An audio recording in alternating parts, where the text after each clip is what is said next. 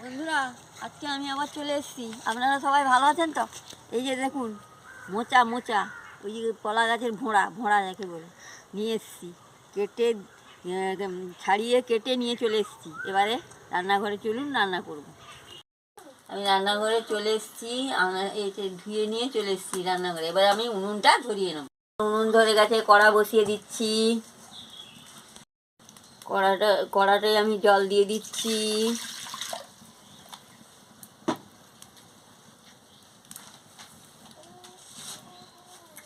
আলু আর মোচাটাকে সিদ্ধ করে নিচ্ছি।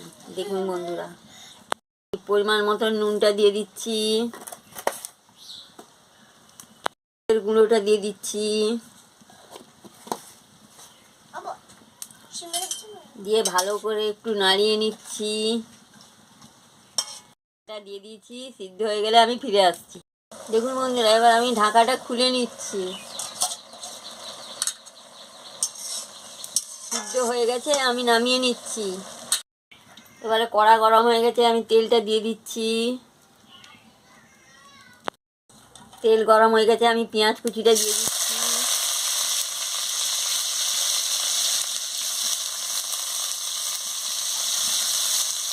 দিয়ে ভালো করে ভেজে নিচ্ছি।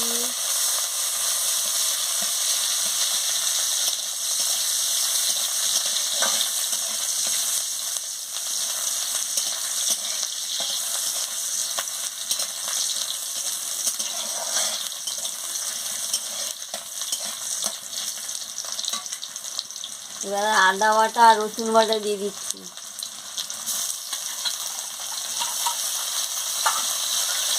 দিয়ে ভালো করে মশলার সঙ্গে কষিয়ে নিচ্ছি।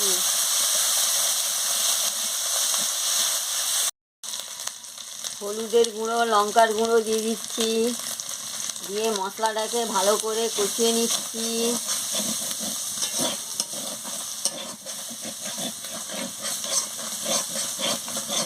সামান্য একটু জল দিয়ে মশলাটাকে ভালো করে কষিয়ে নিচ্ছি। এবার আমি জিরে বাটা দিয়ে দিচ্ছি। দিয়ে ভালো করে মশলাটা কষিয়ে নিচ্ছি। এবার আমার মশলা কষানো হয়ে গেছে, আমি ঘোড়া আর এইটা আলু দিয়ে দিচ্ছি। মোচা মোচা যাকে বলে মোচা।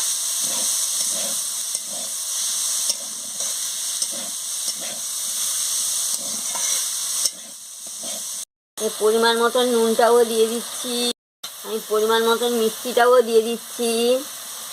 দিয়ে ভালো করে কষিয়ে নিচ্ছি। দেখতে থাকুন বন্ধুরা। এবার হয়ে গেছে, আমি নামিয়ে নিচ্ছি। এইভাবে মোচার তরকারি আলু দিয়ে রান্না করে খাবেন, খুব ভালো লাগবে। ভালো লাগলে আমাকে লাইক করবেন, শেয়ার করবেন, মেসেজে লিখে জানাবেন, সাবস্ক্রাইব করবেন। আমি আবার কালকে ফিরে আসছি।